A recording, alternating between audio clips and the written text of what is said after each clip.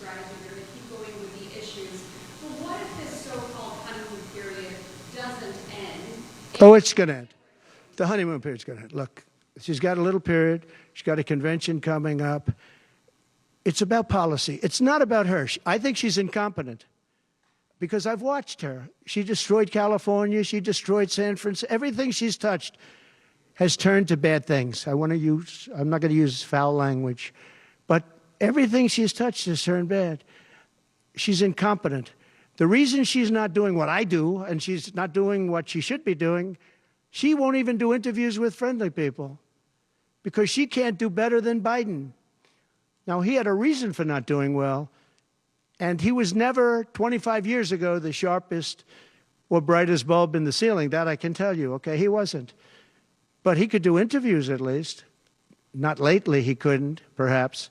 But she should be doing interviews. She doesn't want to do interviews. And the reason she doesn't is, number one, her policies are so bad. Just to answer your question, I think that it's not going to change because it's really ultimately not about her as much as about her policies.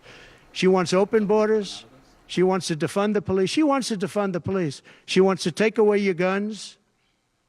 Anybody that thinks they're not going to come after your guns, you know, when I was president, I totally protected the guns. And I think it's very important. And I know I take some heat sometimes for it, but you have to have safety. You have to have, when the bad guy walks in with a gun, you got to have some way of protecting yourself. And boy, that would be, you would see crime go up at levels that you've never seen.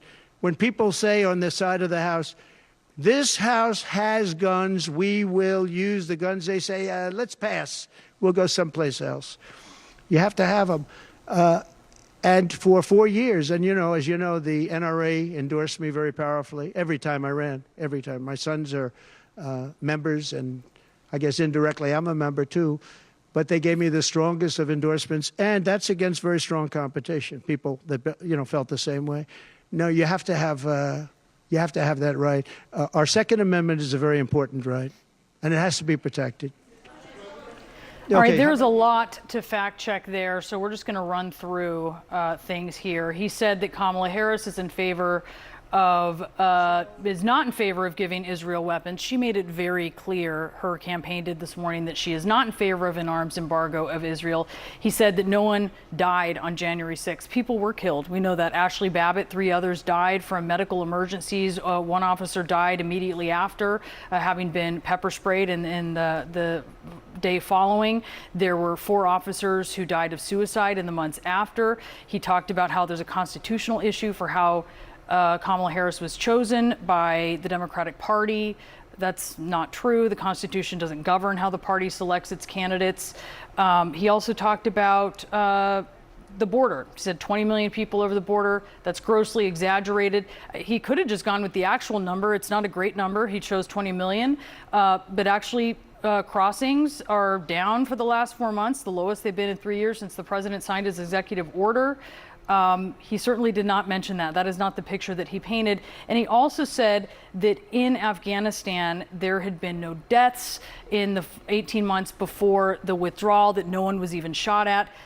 We'll tell that to the service members who were wounded in 2020. They certainly would disagree with what he said there. He is right, though, that no one died until the withdrawal. And that is in part because that 18 months he's talking about, that is the timeline for when his administration negotiated with the Taliban to secure a deal for the U.S. leaving Afghanistan. His administration negotiated that deal, and then he left the execution of that for the Biden administration.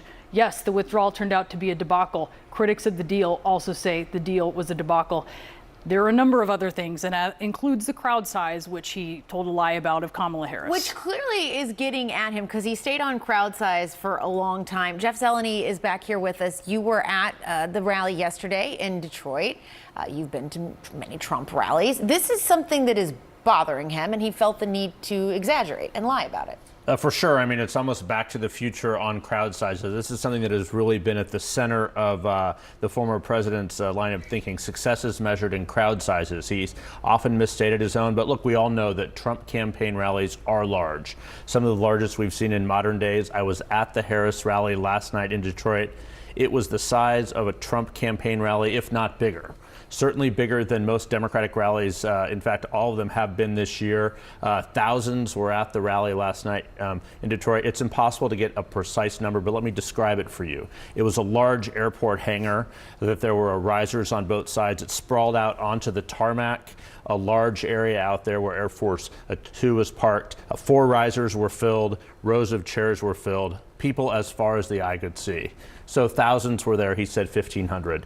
But I think perhaps one of the other headlines out of this is debates. He said that he wants to have 3 debates in September. We will see what the Harris campaign says that. They've agreed to one of those on ABC, but the other details are still being worked out, of course. Right, and he had those 3 debates that he wanted on different networks. I believe we also have Anthony Scaramucci with us, who is a former Trump White House communications director.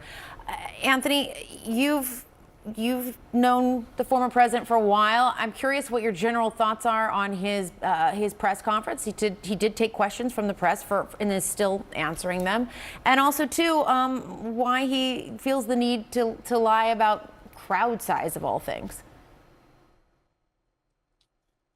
Well, I mean, that's something, he made Sean Spicer lie about that the day after the inauguration. So he's going to consistently do that. He's also, he spent the whole time talking about fear mongering. He's talking about fear on the border.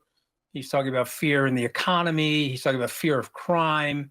And so it's a very fear-based approach. I don't think any strategist working with him agrees with what he's doing right now.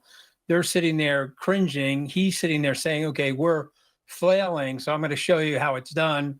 I'm going to go out to the press, speak unhinged for 40 minutes to an hour, and I'm going to set everybody straight on what we're doing. And so it's not working. If I'm a Democrat here, Democratic strategist, please let him go on for another 2 hours like Benito Mussolini or Fidel Castro. Just let him unwind himself. And so the Harris campaign is actually very smart here, saying little about this and just fact-checking things related to Israel. But I know the president, 71 campaign stops with him, 11 days in the White House, but I did work with him for almost a year. That is a frustrated, and believe it or not, that is a frightened Donald Trump. He's looking at the poll numbers, and it was a big tell when he does the accordion thing and tells you how great he's doing in the polls. That's a big tell for him. He's not doing well in the polls. He knows that. And so that's another big lie that he's saying from that podium. So, let him keep talking. He'll dig a bigger hole for himself. And people will remember, well, I don't really want to go back to what was going on in this country, 2017 to January of 2021.